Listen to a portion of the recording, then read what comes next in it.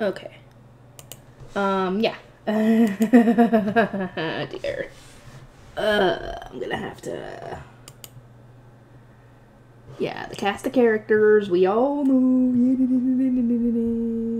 And then they're gonna end up getting into some freaking conspicuous characters.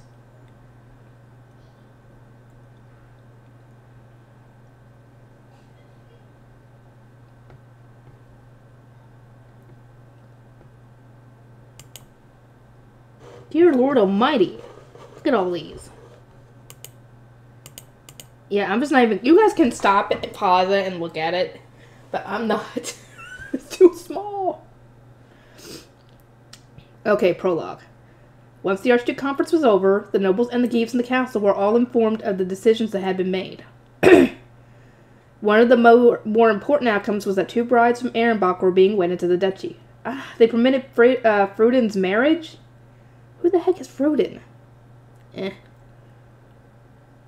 The exclamation came from Viscount Sidonius Wiltord, who had just heard from the Archduke that his eldest son... Okay. Freuden was being permitted to marry. Considering that the marriage had already been refused once before, this was marvelous news. So marvelous that his voice cracked as he spoke it aloud, and the letter shook in his trembling hands. He knew exactly who to thank for this gift. Must inform Lord Grossem at once, he said, to nobody in particular, and Ordnance soon began its journey from Wiltord to Gerlach. Oh no.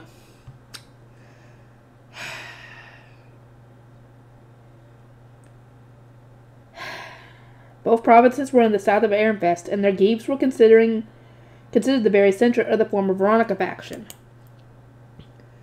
The white bird shot through the wall of Gerlach's summer estate just as he was eating dinner with his family, attracting the attention of all those gathered. Gerlach's youngest son, Matthias, was the first to react. He turned at once, his dark purple hair swaying as he dropped his fork, and immediately ready to stab. It was a response that now came to him naturally as a Mennonite due to enter his 4th year at the Royal Academy. His blue eyes carefully followed the ordnance. Only under the most urgent circumstances would one send such correspondence after 6 bell.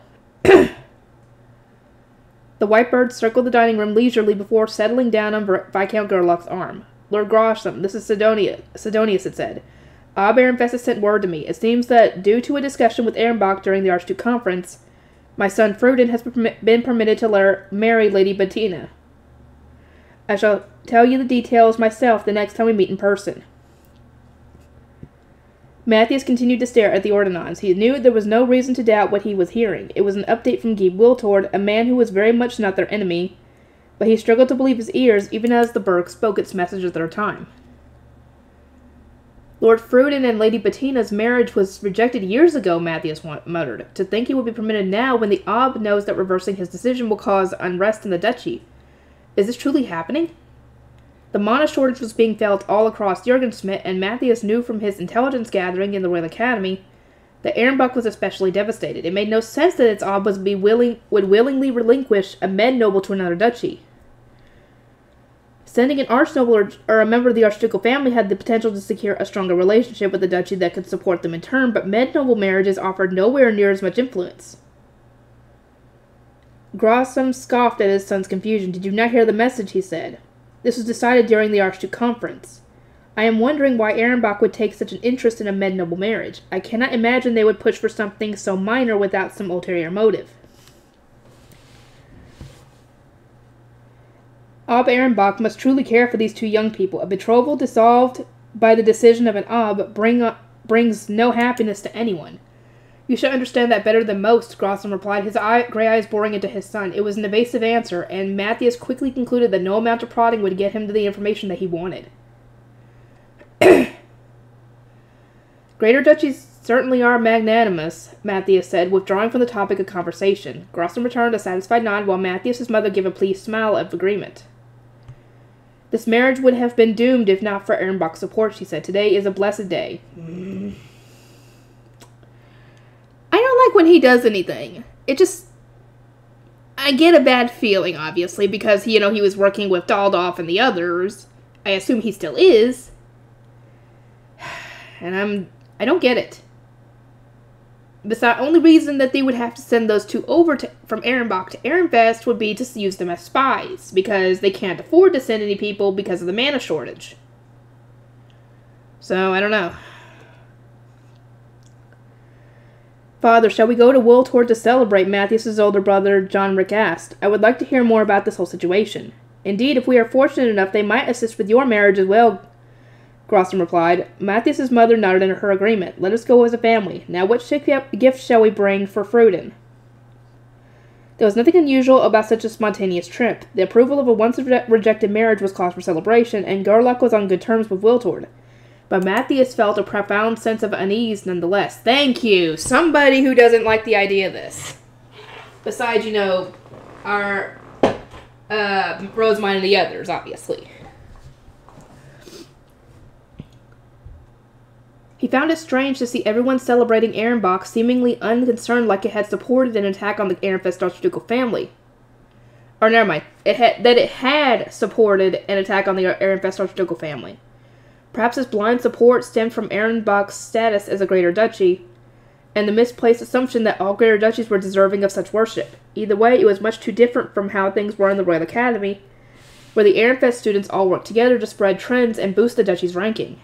Gerlach borders Ehrenbach, so supporting them has thus far proven beneficial to us, but I cannot see this continuing to be the case. I have to agree with Matthias on this one. This is not a good thing. Wilfrid and Rosemine's engagement had just been announced at the feast to celebrate spring. Ehrenfest would surely begin to centralize around them and continue to grow and develop while spreading Rosemine's trends and inventions to other duchies. The future was clear to Matthias, and yet for some reason his family was proactively attempting to maintain diplomacy with Ehrenbach. Why? No matter how I look at this, supporting Ehrenbach is a losing bet. Thank you! Somebody in that family is seeing reason on this one. Matthias's mind raced with all that he had learned at the Royal Academy. One needed only look at Bindenwald and Ehrenbach province bordering the duchy barrier to see that Ehrenbach was still devastated from the mana shortage. There also seemed to be a dispute of sorts over who would become the next Ob, the Archduke's youngest daughter, Detlinde, or his granddaughter, Letizia, I think that's how you pronounce it, I was saying it wrong before, whom he had adopted. I'm assuming they're going with Letizia, since that's the whole point of her being adopted in the first place, was to have her be the Ob. Matthias had heard that Detlinde was at an advantage, both due to her age and because Ehrenfest, where her mother Georgine was from, was rising through the ranks. He was largely unsure about the details, though. Father must assume Lady Detlinde is going to be their next Ob. That was the only way Matthias could understand continuing to support Ehrenbach as Ehrenfest rose through the ranks. He crossed his arms and fell into deep thought, shaking his head as he mulled things over. Does Father plan to become a bridge between Ehrenfest and Ehrenbach? No, I can't imagine him doing anything like that. Despite how much Matthias dwelled on the situation, he had not reached a satisfying conclusion even by the time they were due to leave for their impromptu visit. Wiltord and Gerlach would at times perform night training exercises together, and this trip was being used as an excuse to do just that. As an apprentice knight, Matthias was required to participate. Hey Matthias, been a while. Upon his arrival at the Wiltord summer mansion, Matthias was first approached by Lorenz, the Gieb's second son. He was also an apprentice knight, so Matthias had spent more time with him than he had with other noble children. Lorenz, congratulations on your brother's marriage. Yep, the whole family's excited about it. Matthias and Lorenz celebrated their reunion while the Giebs exchanged greetings. They were genuinely happy to see one another since meeting with friends was a rare occurrence while spending time in one's home duchy. How about you two hurry on to training? It really is shameful how far you are trailing behind Lord Cornelius and Lady Angelica, Grossom said, making his displeasure more than apparent. He had attended the Interduchy tournament with his wife for John Rick's graduation, so he had watched the dinner games and seen this skill gap firsthand. All this because he's proud we Gerlachs have arch-noble level mana. Long ago, when Gabrielle of Ehrenbach first married into Ehrenfest, the Gieb Gerlach of the time married one of her retainers. It was for this reason that Matthias's house had a great enough mana capacity to rival some archnobles despite them only being med-nobles. They would rank up to archnoble status if the eldest son of the house displayed such an impressive mana capacity for 3 consecutive generations. Which was why Grossom was especially sensitive about any perceivable gaps between them and the archnobles. That will be due to the excellence of Lady Rosemine's mana compression method, Matthias replied. It is not just Lord Cornelius and Lady Angelica either. The other guard knights of the archducal family are increasing their mana capacity equally as fast. That method was devised by a lowly commoner. And while she was serving as an apprentice blue shrine maiden of all things, we need only discover it for ourselves. Yeah, right. You ain't getting it, dude, because that freaking contract keeps you from spreading it to other people like that. So, you ain't getting it. So he said, but if the method truly was that easy to figure out, the Archduke would not have started charging money for lessons or controlling who could attend them. Matthias had no way of learning the Rosemite compression method solely because he belonged to a different faction. Just how many children in the Royal Academy were bemoaning being in a similar situation? A lot. He could remember the agonized cries of the other students of the former Veronica faction all too well. You belittle her as a mere former commoner, father, but do you know a compression method more effective than hers? Of course not. No matter how hard I work, the chasm between our mana capacities will guarantee my defeat every time. Defiance toward his father blossomed within Matthias as the frustration he had swallowed down in the Royal Academy was suddenly unleashed. If you are so dismissive of a lowly commoner's method, you must have a better one of your own. No, he said, you wouldn't insult it while lacking one yourself, surely. Ha ha ha, think you were finally speaking up, dude. Grosson fell into thought for a moment. I will need permission, since this is not something that I devised myself, but I will ask Our Lady whether I may teach you, he replied. It was an answer that caught Matthias entirely off guard. And who was this lady he was referring to? Georgine. Who do you think he's talking about? As Matthias blinked in confusion, Viscount Wiltord voiced his agreement. That would be wise. You have been working quite hard for her sake. Lord Grossum, have you not? I see more muscle on you now, even. I need a fit body so that I might respond to any of Our Lady's needs or demands without hesitation, Grossum replied. Father certainly does put his all into whatever he sets his mind on. Matthias thought as he glanced down at his father's abs and saw that he was indeed more muscular than he used to be. In any case, Matthias, you need to participate in this training. There's no point in knowing the compression method if you aren't training to match it, Grossum said. Wiltord nodded. Lorenz, join him, he said. We don't want you shaming yourself at the Interduchy tournament. And so both Matthias and Lorenz were shooed out of the parlor. Matthias glanced over at Lorenz as they made their way to the training ground. Lorenz looked so much more like a knight than he did, being taller and fitter, despite being 1 year younger. Matthias clenched his fist and tried tensing his arms, but even then his muscles paled in comparison. He didn't seem to get any more buff no matter how hard he trained, and it frustrated him that he looked more like a spindly scholar than anything. I mean, that's your body type, dude. It's not going to be that big a deal. As long as you have the means to back up, that even despite that, you're still good, it doesn't matter.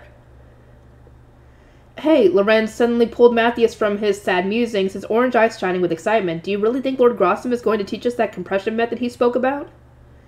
Matthias wasn't the only one agonizing over the mana disparity that was resulting from Rosemine's mana compression method. Lorenz and all the other students of the former Veronica faction felt the same way.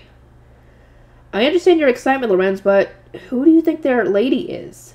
Probably Lady Georgine, not that I have any proof. Matthias likewise wanted to avoid jumping to conclusions. After all, their fathers had never actually referred to this person by name, and they always sent their letters to nobles in old work stock of Ehrenbach, who may not have even been connected to Georgine. She was Matthias and Lorenz's first guest because their families had rejoiced over Our Lady arriving back when she had visited with her retainer 3 years ago. Or right, they threatened it 3 years ago, but they lacked the evidence to prove anything. It must be Lady Georgine, right? Yes, it is. Who else could they be referring to? Matthias thought back to the woman he had seen so many years ago, but the memory was fuzzy at best. He had been younger then, and she had visited only to attend a tea party that his father had not allowed him to attend. He recalled the deep red of her lips visible behind a thin veil, her elegant attitude fit for a queen as she received greetings, and the off-putting servile ingratiation in which his parents had treated her. He had reconciled to his parents' behavior only after hearing that they had served Georgine before she was married into Ehrenbach. Georgine had to be quite skilled to have become first wife of a greater duchy after being married off as a mere third wife. It was possible that she had taught Matthias' parents the compression method before then.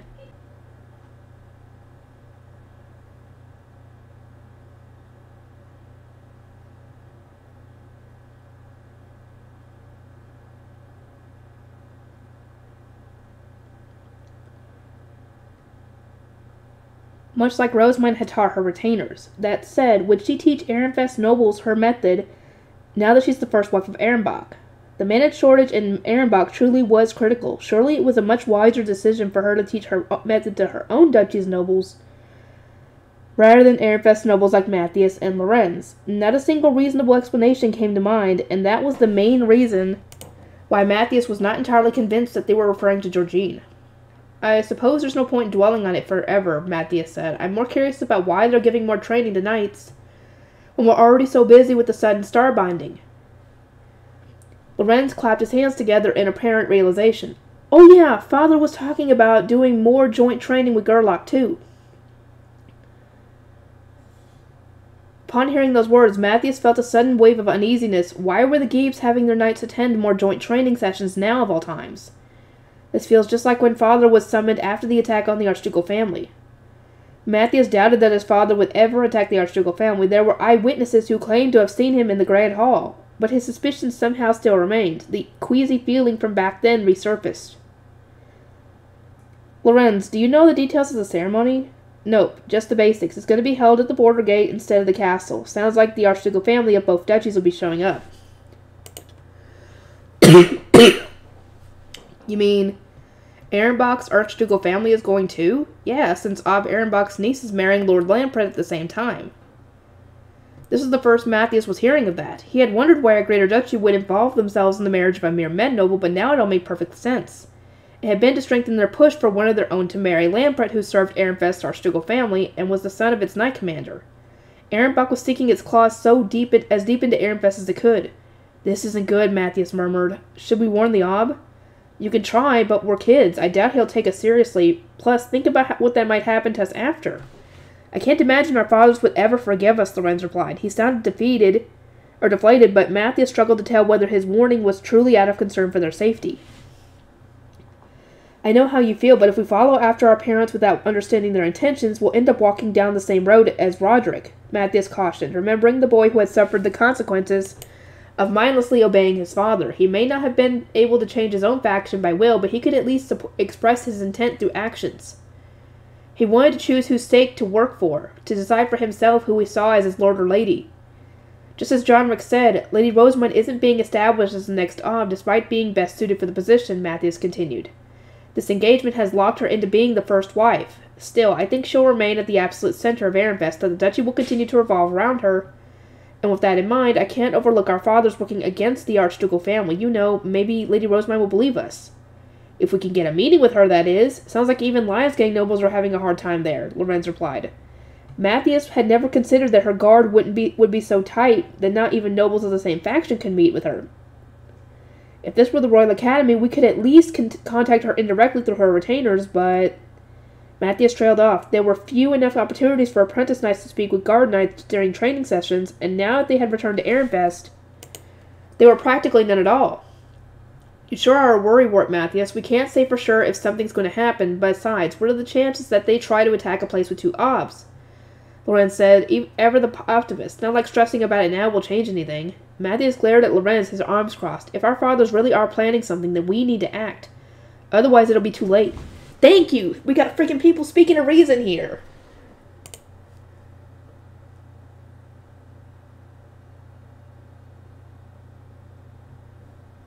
Is that Lorenz? Why does that look like a girl? I'm sorry. Why does Lorenz have look like... Is that a girl? I don't know. Wait. I don't know anymore. Let me know. I could be wrong. I don't know.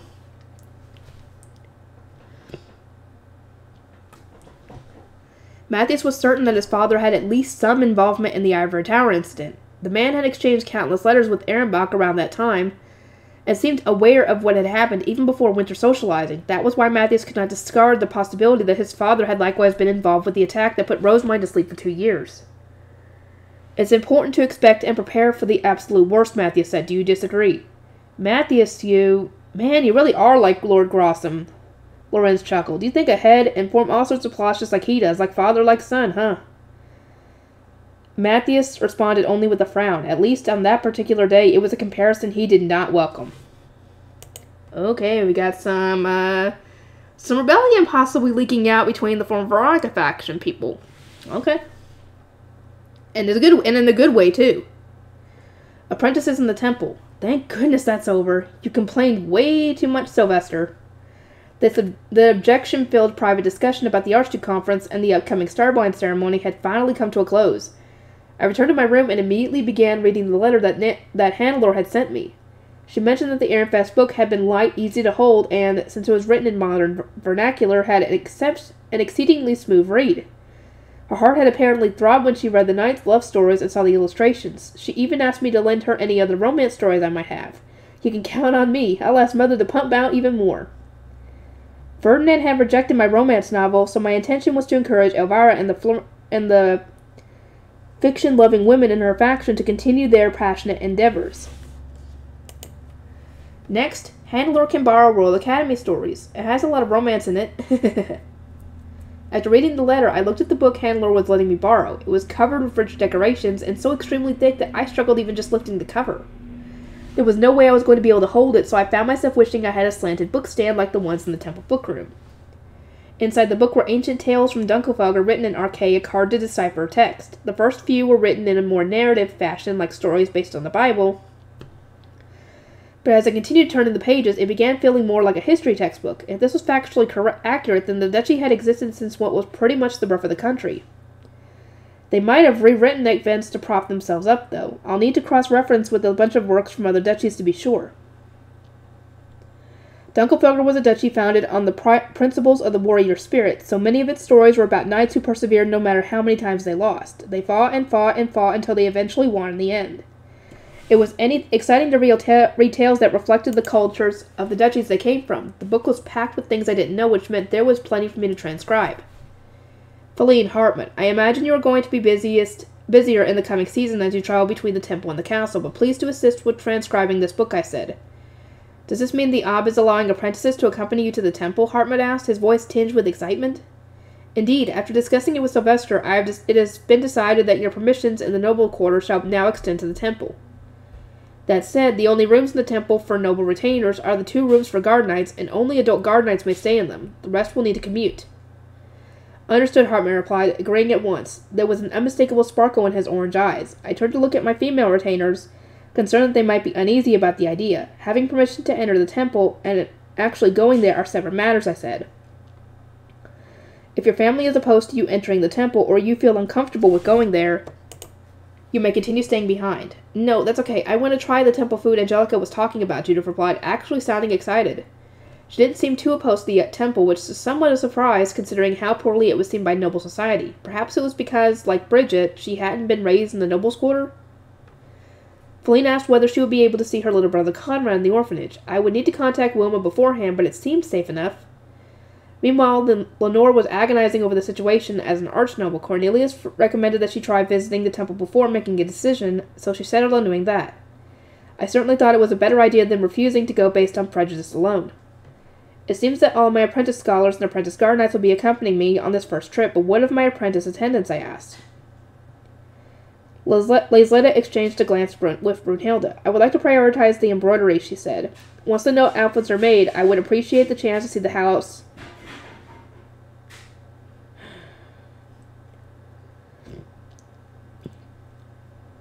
To see the home in which you were raised, Lady Rosamund, but... Fear not, Laisletta, the temple is not going anywhere. You may prioritize Schwartz and Weiss's outfits, I replied. Ferdinand was being very picky about the quality of the clothes anyway, so I greatly appreciated a young noblewoman with deft hands taking care of the embroidery for me.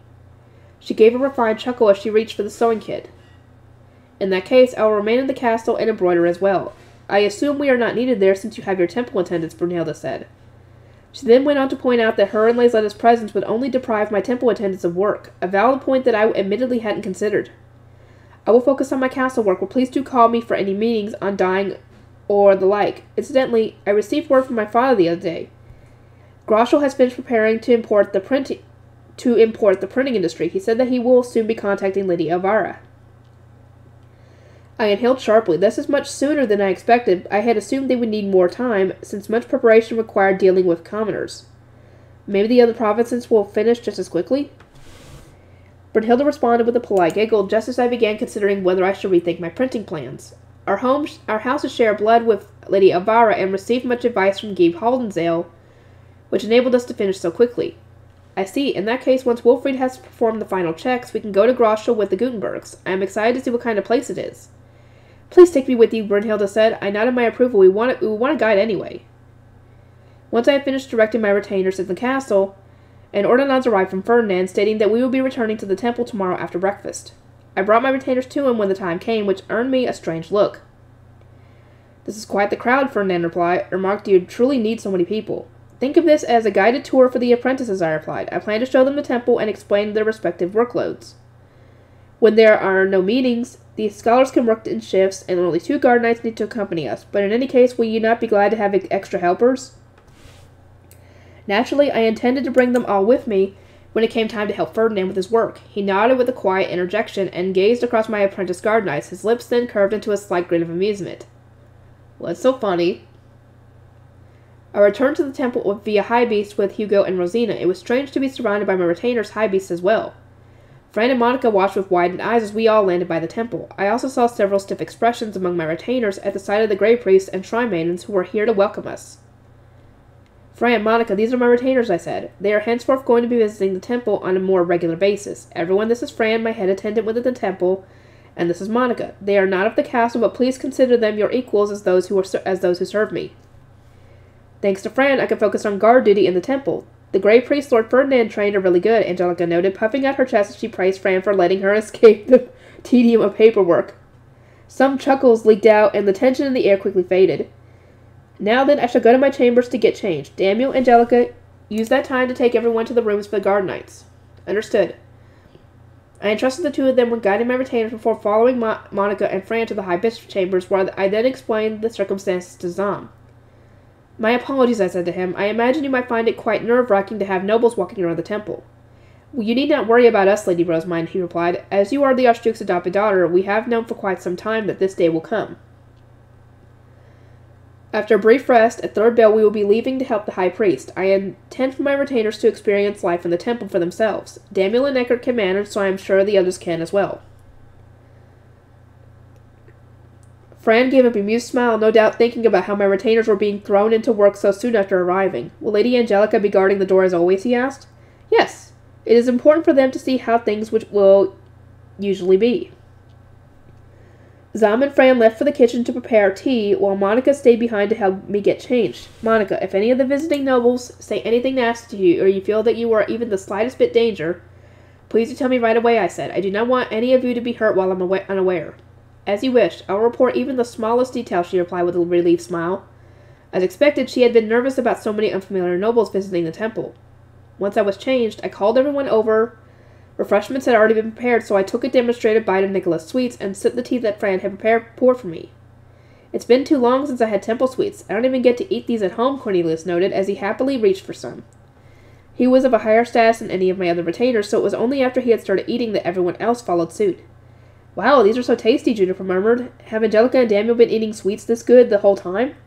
Lady Rosamund, I went to do as much guard duty here at the temple as possible. Just for the sweets. You may take up guard duty here, but only on days when you do not have apprentice training, I replied. She was practically tearing up with disappointment, but Daniel and Angelica more than sufficed. I was more than much happier having the apprentice prioritize their training with Bonifacius. Or Bonifacius, however you pronounce it. After tea, Daniel explained what guard duty in the temple entailed. I asked Monica to show the 2 apprentice scholars how my work desk was arranged and what not, then looked over the letters and boards that had piled up in my absence. I suppose we should send immediate responses to these letters from the Guildmaster and the Plantain and Gilberta companies, I observed. The Guildmaster's letter contained questions about the wash-in and the dyeing competition. The Plantain companies said that Johann had finished the safety pin, and that they wanted to know the Gutenberg's next destination as soon as it was decided upon, and the Gilberta company reported that my summer hairpin and the hairpin for Ella were now both finished. Fran, I will meet with the Guildmaster, the Plantain Company, and the Gilberta Company 3 days from now. Please send out letters of invitation. As you wish. Come third bell, I brought my temple attendants and noble retainers to the high priest's room. Angelica took her usual position at the door the very instant we arrived, as if worried that someone might attempt to steal her spot. They ain't going to. My apprentice guard knights gasped at the state of the room, being forced staring in shock at Eckert and Daniel, who were casually doing paperwork. For as long as I am in the temple, I assist the high priest with his work every single day, I explained to my noble retainers. I am delighted to have you all working with me. Seeing as you have this many lackeys to handle the busy work, Rosemine, I suppose I can teach you new jobs to do. Verna said, and with that, I evolved from a mere calculator that obeyed instructions to the head of the temple budget. I truly was working my way up in the world. Lady Rosemine, do you really do this every single day, Judith asked? I do. Now, come on, your hands have stopped. I see, guard duty in the temple isn't easy at all, she muttered, but her sad whispers were drowned out as fourth bell started to chime. My retainers took turns eating lunch, as per usual. Feline and Judith were both moved by the deliciousness of temple food, and while Cornelius was already used to eating delicious meals at home, he was enjoying the opportunity to try new things. Lenore, however, was looking somewhat down. Lenore, did the food not suit your taste? I asked. You seem to be frowning. Oh, it was quite delicious. I was simply thinking that we might have a hard time welcoming you or Lady Elvira to our homes when you have grown accustomed to eating such amazing meals every day. After lunch, I gave Zom several work-related instructions and then started leading my retainers to the orphanage. Feline was walking with an extremely anxious look on her face. Don't worry, Conrad's fine. Daniel tried to reassure Feline since he always accompanied me to the orphanage, but she responded only with a weak smile. I needed to make sure she saw her little brother as soon as possible. Fran and Monica opened the door to the orphanage to reveal the great shrine maidens and pre-baptism children kneeling in wait. You may all return to work, I said. Conrad, do come over. The great shrine maidens stood up and returned to their work, clearly conscious of all my noble retainers. Conrad cried, Sister! And started running toward Feline, having been urged forward by Dirk, but quickly slowed down to a walk after noticing all the eyes fixed on him. Conrad, I'm so glad to see you safe. How's life in the temple? Feline asked with an overjoyed smile as she pulled her younger brother into a hug. I'm fine. Everyone's nice. The food's good, and Dirk's here too. Lady Rosemary told me you were living in the castle now. Do you feel lonely? He asked. I'm fine too, since I have friends who work with me. I do miss you, though, Conrad. I wish we could see each other more often. I gave a relieved sigh, pleased to see that Feline and Conrad were on good terms. I assumed they would want some time alone, so I decided to show everyone else the game corner of the dining hall. There were copies of all the books the Planted Company had printed thus far, the cards and playing cards, and several toys for babies. The orphanage has this many books and toys, Cornelius exclaimed with wide eyes. Indeed, Ab Ehrenfest was similarly stunned when he visited, I said. Of course, Sylvester had been disguised as a blue priest at the time. We used the orphanage to test toys, and then start selling whichever ones are best received. The fact that all the children here can read and do math is something that I am very proud of. They are learning all the skills expected of an attendant before they even turn 10. I had heard about this, but seeing it with my own eyes is something else, Hartman said, no less surprised than Cornelius was. Lenore looked around the dining hall and nodded to herself, noting that it was cleaner than she had expected after hearing all the rumors. I gave a proud chortle. The entire temple is clean because everyone works to keep it that way, and the children are all respectful thanks to their polite upbringing. All that we have now is thanks to Lady Rosemine's blessings, Wilma said with an angelic smile. We are all endlessly grateful for all that she has done, she said. Her glowing words of praise prompted an immediate response from Hartmut, who eagerly leaned forward. You there, I would like to hear more about what Lady Rosamine has done here, he said, his intensity causing Wilma to take a step back. Oh, careful. Careful, Hartmut, you need to tell him that. She was deathly afraid of men, so I stepped between them to protect her. Hartmut, I will not allow you to do anything. He's not going to! He just wants to talk. Do you really think he's going to do anything? Do you really think that little of him? Anything untoward to Wilma, I declared, defensively holding out both my arms. Untoward? Hartmut repeated, his expression deflating in an instant. Oh, boy. I think this is around the time that he had gotten that proposal from Clarissa, so I don't think you'd have to worry. I don't even know if he's told her yet.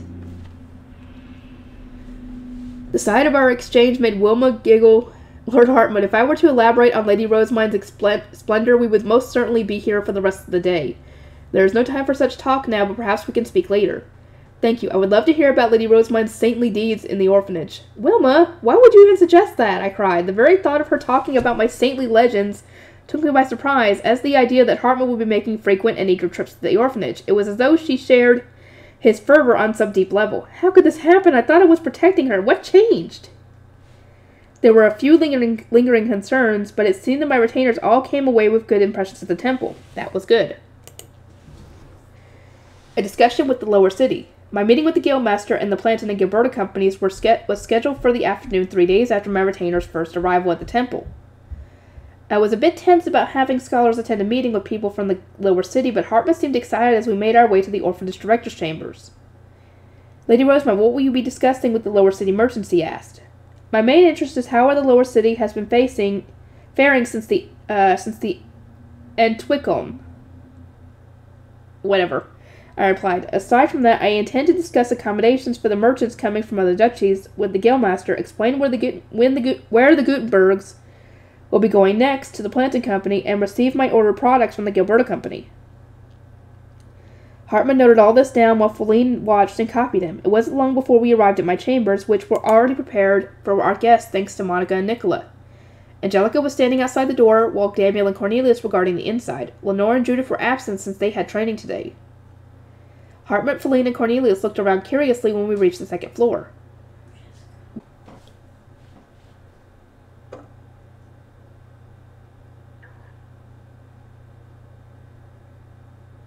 Lady Rosemont, I do not believe this furniture suits someone of your status, Hartman noted, with a small wrinkle of his nose. I noted his observation was accurate. The previous orphanage director had apparently been of men-noble birth, which meant this furniture was suitable for a men-noble. At no point had it ever been appropriate for my status. Back when I was a commoner, it was much too expensive, and now that I was the Archduke's adopted daughter, it was much too cheap. It's still not good enough. This room and its furniture comes from a time when I did not know my father's status, and yes, it certainly does not suit my status now that I have been adopted by the Archduke, I explained. However, it only sees use when I meet with commoners, so there's surely no need to expend resources on replacing it. I believe it will be an effective way to further establish how superior you are to them, Hartman replied, but it wasn't about to waste precious resources on furniture I use so rarely. There was no way he could make me care about this. Hartmut, the commoners we are due to meet are all aware of my status. And just as nobles view the richest merchants as no different from the poorest farmers, commoners of the richest archnobles, or commoners see the richest archnobles and the poorest lay nobles as nobles all the same. Changing the furniture will not change their perception in the least, assuming they notice it at all. If we had the money to replace barely used furniture, I would rather spend it on something more important.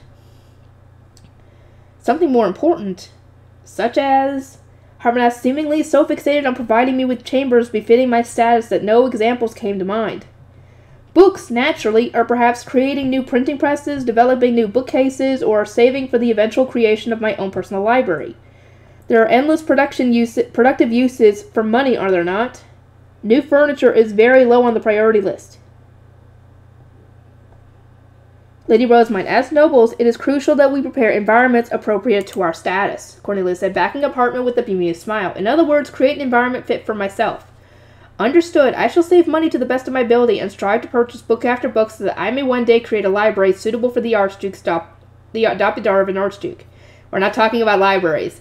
Oh, but we were talking about productive uses of money, were we not? No matter how desperately Cornelius tried to explain his viewpoint to me, I could not imagine a bigger waste of money than replacing the furniture. Still, considering that my noble retainers had already found something to take issue with, I was starting to get a little nervous about whether this meeting would go well. Just as I quashed all the remaining complaints about my furniture situation, Fran came upstairs with some tea. Your guests should be arriving soon, he informed me, and hardly a moment later, Angelica announced that they had indeed arrived. She opened the door, and Gail brought them all upstairs, having waited for them at the front gate. I could see Gustav, Frida, and their attendants, as well as Benno, Mark Lutz, Otto, Tuli, and Theo. Blessed be the waves of Flutrain, the goddess of water, who guided us toward this serendipitous meeting. Gustav gave the appropriate greeting as the representative of the group, speaking even more politely than usual due to the number of nobles they were meeting with for the very first time. My retainers responded in turn, and then I gestured for the produced seats. Of the commoners, only Gustav, Benno, and Otto sat down as the representatives of their respective stores.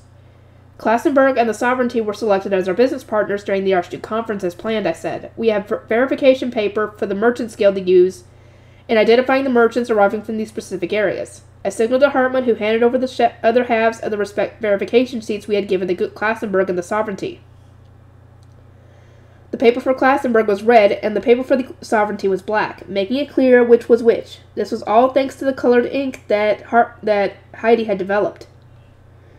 This paper has a quality wherein smaller pieces are attracted to larger pieces, as seen here, I explained, showing the merchants how to cut the edges of the verification paper and use it for its intended purpose. Please remember to check that the pieces of paper the visiting merchants bring are drawn to your own pieces. We instructed that they give each merchant a sheet larger than this board so that the sheet can be broken into no more than 8 pieces, which should hopefully control the number of visitors we receive. If you are approached by anyone whose paper is too small, then you may refuse to do business with them. We will handle the matter if necessary. So the paper is a magical device that even commoners can use. This will be most helpful, Gustav said, carefully accepting the sheets before passing them to one of his attendants. How is the lower city? Does it remain clean enough that we may hold our heads high when merchants of other cities arrive? I asked. We had beautified the city with the Entwickeln and the wide range washroom, but if the commoners who lived there weren't careful, it would all end up filthy again in no time. Gustav nodded with a smile. I was watching from the top window of the Merchants Guild on that fateful day, and the sight was truly shocking, enough to deprive me of speech. Lights suddenly shone in the sky, and an instant later, torrents of water crashed against my doors and windows. I reflexively stepped back, but the next thing I knew, the water had already vanished, and the lower city's roads and buildings were as white as those in the nobles' quarter. I had already been given some idea of what was going to happen, but goodness, the Archduke's power was truly something to behold. Uh-oh. Is he talking about the washing that Ferdinand used, not the Entwickeln that Sylvester poured Zal into? It seemed that the Entwickeln, I cannot say this word, had gone largely unnoticed, since it mostly changed underground stuff, while the wives of the washing had been what left a big impression on the commoners. Oh well, it's not like the details of how the city ended up so clean really matters here. The soldiers and we of the Merchants Guild spread the news all throughout the city, so none remained outside at the time of. I had not been informed of any injuries or disappearances following the magic. Whew, so nobody was caught up in the Entwickeln, drowned in the washing, or ended up having a heart attack. Yeah. There were some buildings in the southern part of the lower city that had water slip through the cracks of their doors and windows, which resulted in their interior becoming as clean as the streets outside, Benno said. He then shot lots of meaningful glances as I inquired as to what had happened. I'm told that my family home was one such building. My mother bemoaned that if she had known what would happen, she would have kept the windows open from the start, Lutz explained, while awkwardly averting his gaze. The mental image of Carla boldly waiting for the water with the windows thrown open made me laugh. She probably would have been able to stay standing even after getting blasted. She probably would have. She looks like a woman who could hold her own like that. Unfortunately, that wide-range magic is quite costly and cannot be performed so frequently, I said. In any case, is the city being kept clean? Thule, who was standing behind Otto, gave a proud smile. But of course, my father and all the soldiers are patrolling the city with sharp eyes, warning all those who would dirty them. The city is a sight to behold from the very north to the southernmost point, she said. It seemed that speaking to Dad and the soldiers and Haas had been the right choice after all. I couldn't help but smile as I imagined him and his soldiers working hard for my sake. That is relieving to hear, but I have one more concern, I said. There will soon be a surge of merchants coming to Ehrenfest from other duchies. Will there be enough inns and eateries to support them? There will not be enough high-quality inns, given the lack of need for them up until this point, and the fact they cannot be built so easily, Gustav replied. This year we plan to have the major store owners house them, and to that end we have sent word instructing them to prepare their homes. Thanks to the Archduke limiting the amount of visitors, we should have enough space if we merchants and the inns work together. He went on to explain how they had planned to use the Italian restaurant to host a celebratory dinner, welcoming the merchants. This seemed like a good move to me, since we had just spread awareness of our unique cuisine at the Archduke Conference. As I was nodding along in agreement, Frida raised her hand. She was involved with the operations of the Italian restaurant. Lady Rosemine, if time permits, please do visit the Italian restaurant, she said briskly. It would certainly ease our worries if you could check the operations as one of our investors to ensure everything is suitable for outside merchants. She wanted me to check the new menu and save a few words to the big store owners who were going to be involved, since they would apparently have an impact on how much support they offered.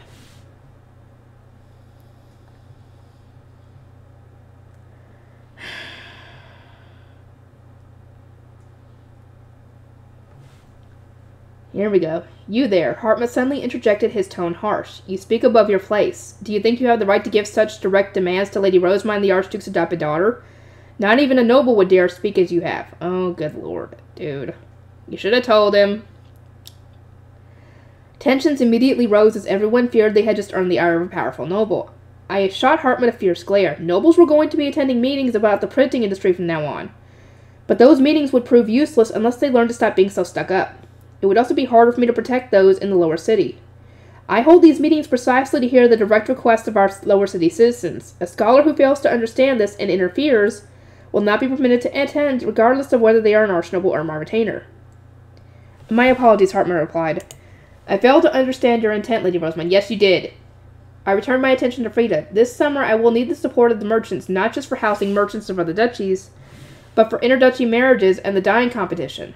I do not mind speaking to them. I will acquire permission from the High Priest when possible, and personally stop by the Italian restaurant. You have our thanks. Please look forward to the new menu, Frida said with a smile. Fran, when will my schedule permit such a meeting? From now until the spring coming-of-age ceremony, or between the summer baptism and the starbind ceremony, assuming it needs to be held before the merchants come. I would suggest acquiring permission from the High Priest right away. Since this was going to be an opportunity to both visit the Italian restaurant and check up on the lower city, it was possible that Sylvester would want to accompany me just for the fun of it. Of course he would. That made me realize something. Frida, might I ask you to train some new chefs, I said. The Archduke wishes to have more court chefs who can follow my recipes ready by next winter. And there is a chance he will take workers from the Italian restaurant. For that reason, I ask that you train their successors or some new candidates. Sylvester had mentioned not having enough chefs for the Archduke Conference, and I could guess that his first instinct will be to poach some from the Italian restaurant. He will. You know he will. You know how he is. Understood. I will start on that at once, Frida replied, stiffening up a little and immediately opening her diptych to write down some notes. That was the Italian restaurant matter settled, so that I turned my attention to the planting company. Hartman and Feline must have done the same from where they were standing behind me, as Benno, Lutz, and Mark all straightened their backs at once. For the planting company, I have an update on the printing industry. Groschel has finished their preparations, I said. Printing in Groschel? I certainly did not expect them to prepare for the printing industry before building paper-making workshops, Benno said, widening his eyes a little, but his mild surprise was quickly replaced with understanding when I explained that Groschel and Haldensdale were working together. Groschel, unlike Haldensdale, is planning to have paper-making workshops too. This means they will need both a plant paper guild and a printing guild, I reported. Mark and Lutz were busy noting this down in their diptychs as I turned my attention to Gil, who was standing to my right, to give them more time. Gil, please decide who from the Rosemine workshop we are going to use and prepare for their departure. I divided them into teams according to your instructions, Lady Rosemine. They should be ready to go whenever you need them, he replied. Oh my, I would expect nothing less from one of my attendants, I said with an elegant giggle. Gil gave a small but proud smile upon receiving my praise. He normally would have made this satisfaction more apparent, but that was hard to do with so many nobles present. From here, the Archducal family and art scholars will perform the final checks, I explained. Assuming there are no issues, the Gutenbergs will then be mobilized, send word, and ensure they are ready to leave when the summons are sent. I should also note, same as last time, that we are planning to mobilize them until the Aesir's Harvest Festival. Understood. How will we be traveling this year, Benno asked. Considering how much he had complained about the hardships of traveling by carriage, I could tell this was his way of asking to use my high beast again. I personally saw no issue with that. Brunhilde was going to be heading to Groschel, so I was going there as well. Plus, as the person who wanted to spread the printing industry in the first place, I would do whatever I could to help them.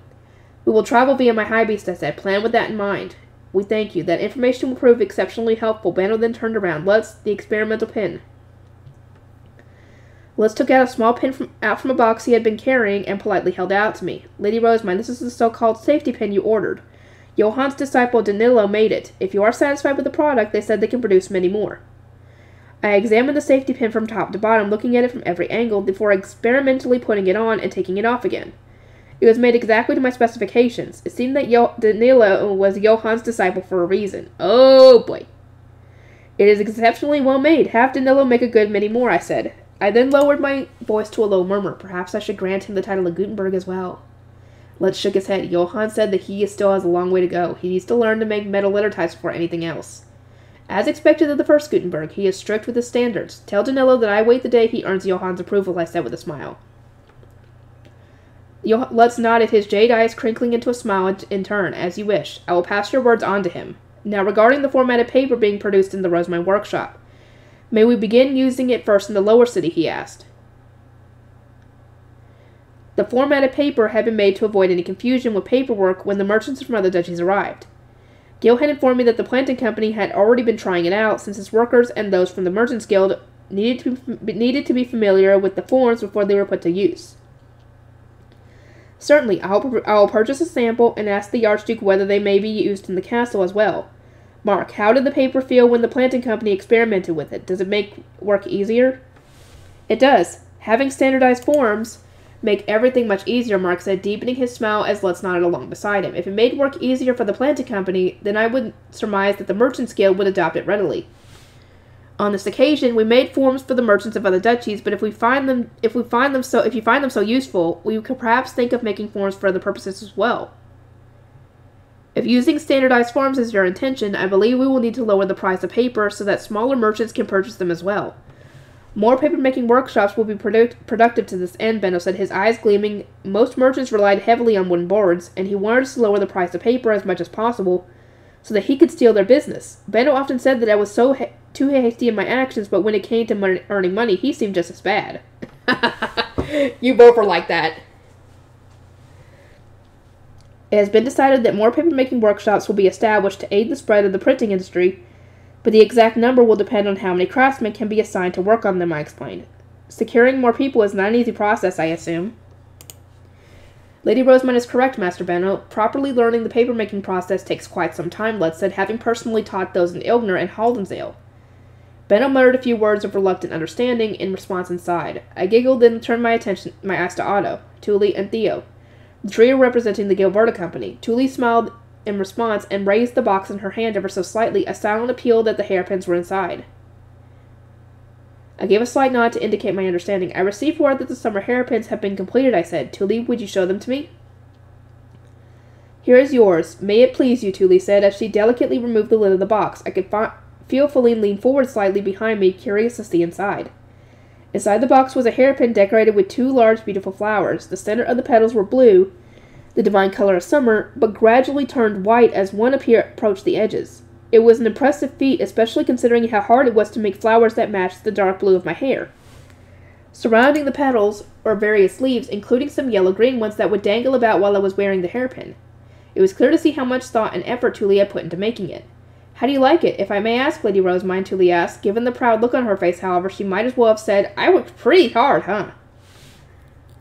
I turned my head to the side so that my cheek was facing her. Could you help me put it on? As you wish. Hartman and Feline took a few steps back, making way for Thule as she stepped forward with the hairpin, looking especially tense. She removed my current hairpin before slipping the new one into place. I could feel the faint sensation of the hanging leaves brushing against my ear. How does it look, Feline? I asked. I would normally purchase my hairpins based on my personal thoughts alone, but this time I wanted a second opinion, and since I didn't have any other female attendants with me, I was relying entirely on her evaluation. Feline started examining the hairpin, viewing it from every angle while Thule anxiously clasped her hands together. After a long moment, she peered up again. It's very beautiful, Lady Rosamund. Thule inhaled, exhaled with relief, her shoulders loosened, and a smile returned to her face. I put the hairpin that I had previously been wearing back on, and affectionately stroked the new one while looking between her and Otto. In that case, I shall buy this summer hairpin, I said. You have our thanks, Otto replied. We also have here an outfit made to match the hairpin. Thule designed it, and Karina provided a few minor adjustments. What do you think? It was probably easiest to describe the outfit as a fancier version of the one I had worn during my Lower City baptism. We had gotten a positive response from the alterations we had made over the winter, pinching up the sleeves and adding volume to the skirt. So she had gone all the way and designed an off-the-shoulder dress. The chest tuck was decorated with lace and incorporated a flower similar to the one on my hair ornament, albeit of a smaller size. Seeing the familiar outfit instantly filled me with nostalgia.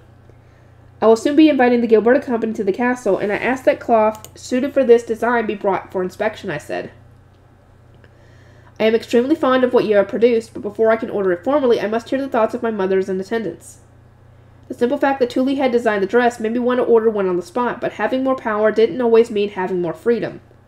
It was extremely likely that whatever I wore would have some kind of an impact on fashion trends, so I needed permission from Florencia and Elvira first. It was also important that I consult Ariarda and Brunhilde since they were already putting so much thought into my clothes.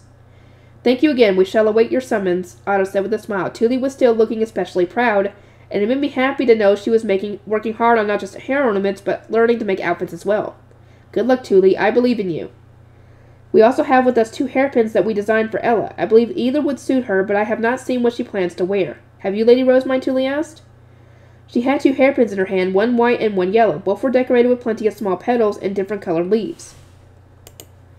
I hadn't even seen Ella wearing fancy clothes, but she was born in the spring, so I knew that whatever she wore would need to contain the divine color of green.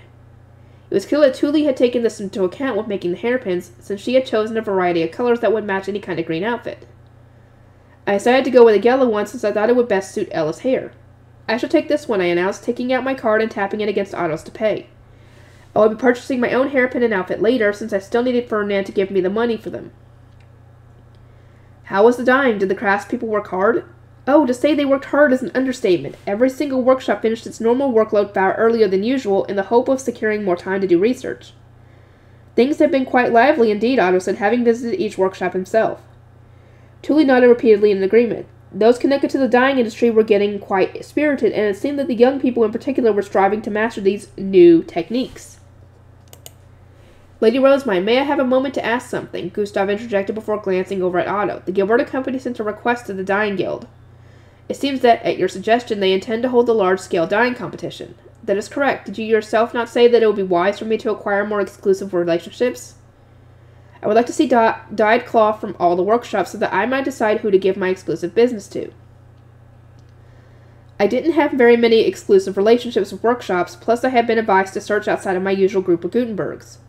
It seemed reasonable enough to me, especially if competition would motivate the craftspeople. I had admittedly decided on this dyeing competition on something of a whim, but then since Elvira, Florencia, Brunhilde, and a number of others were already excited for it, there was no way of me stopping it now. Gustav narrowed his eyes ever so slightly after I repeated his old words back to him. I was also told that you were reviving old techniques, Lady Rosemine. Do you have any particular thoughts on this matter? Yes, I would like for some forgotten technologies to be revived if possible. The existence of dyeing methods that allow for more than just a single color cloth would do the world much good. Variety is the spice of life, after all. Variety, the Guildmaster repeated to himself while stroking his chin. Meanwhile, Frida was looking at me with equal parts amusement and perplexity. I understand your desires, Lady Rosemine, but reviving old technologies is no simple matter, she said. There is simply not enough time before the end of summer.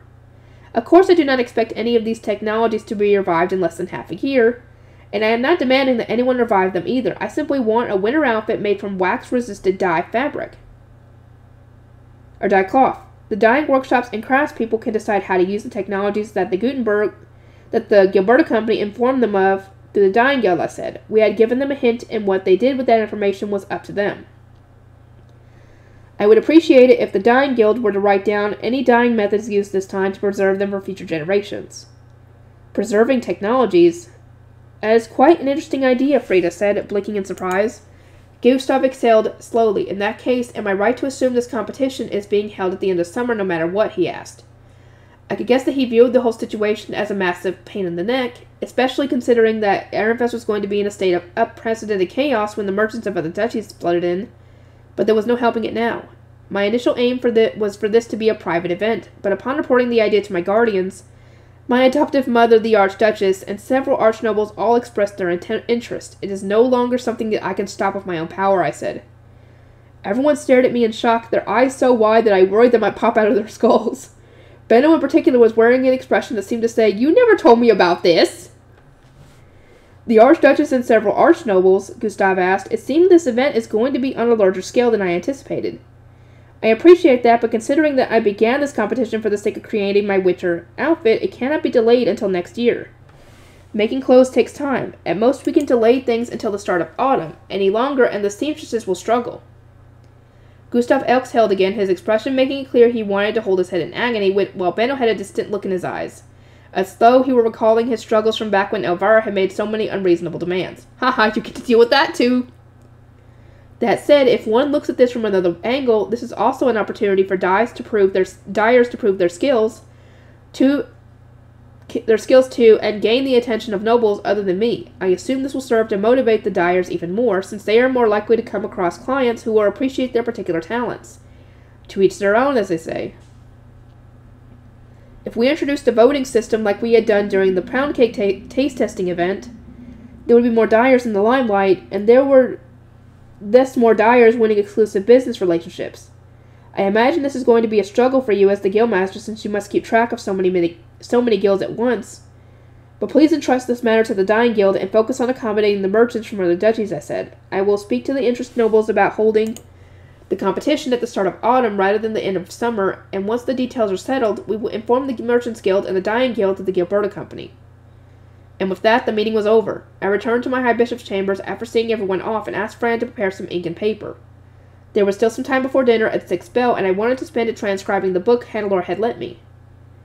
All those participating in that meeting had diptychs, Hartman noted. Was that your doing, Lady Rosemine? Diptychs are quite convenient for commoners, as paper is too expensive for them to use comfortably.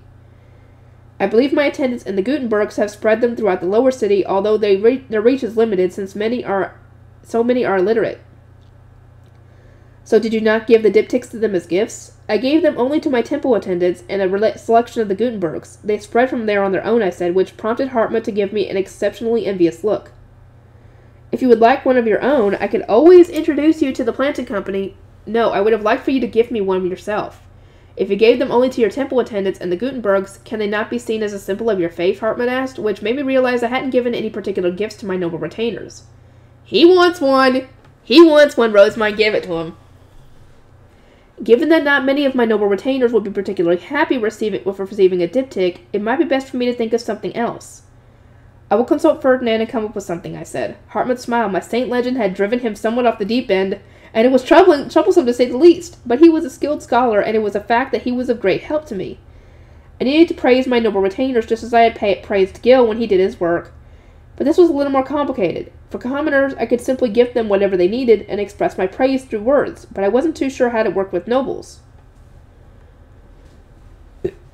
I turned to my other retainers gathered in my chambers. What will be considered an appropriate reward for a noble, I asked. Not again, Angelica. No! We already did this once and you ended up with Stenlook. No more!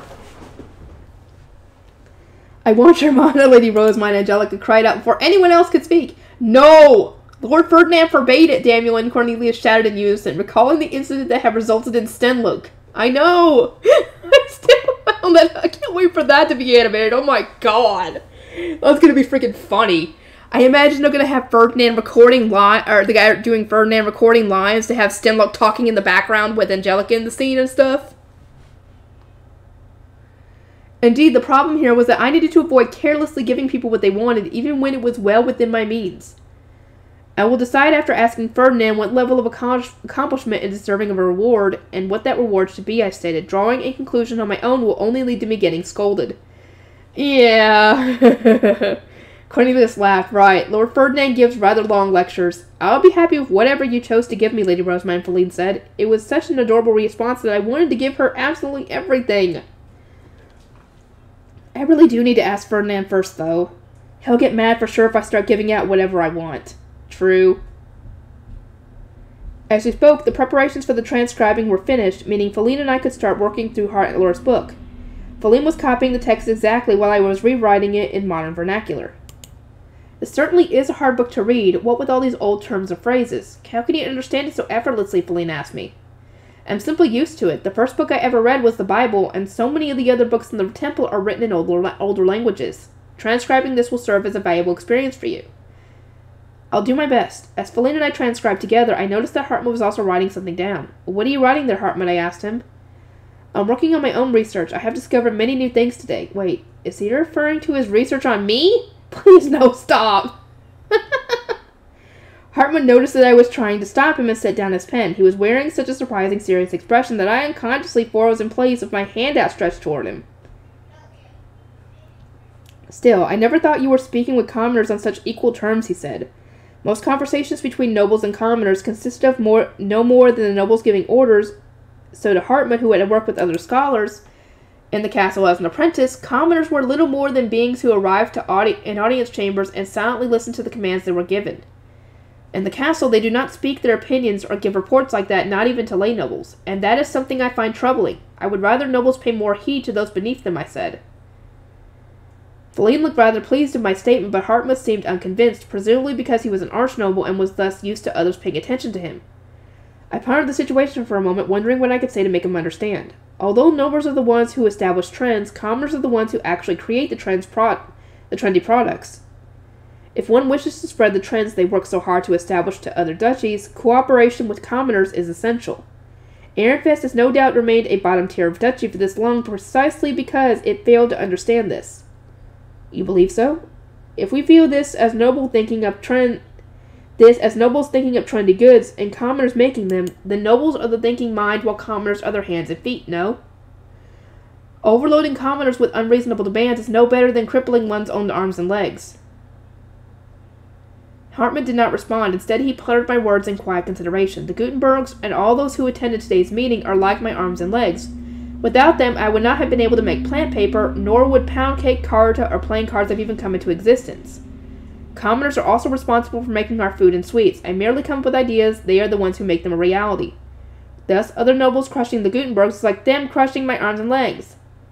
And that's precisely why I won't allow anyone to meddle with them. I smiled, making my thoughts clear on my face. Understood, Hartman said, seeming to have grasped my intentions well. I will take care such that your arms and legs are not crushed by other art scholars. I hope that you understand what we mean here. I hope that scholars one day understand how much they rely on commoners to make any significant progress, but parting from the way of thinking one has always known is never simple, I said with a sigh. Hartman nodded in agreement, his brow drawn into a deep frown.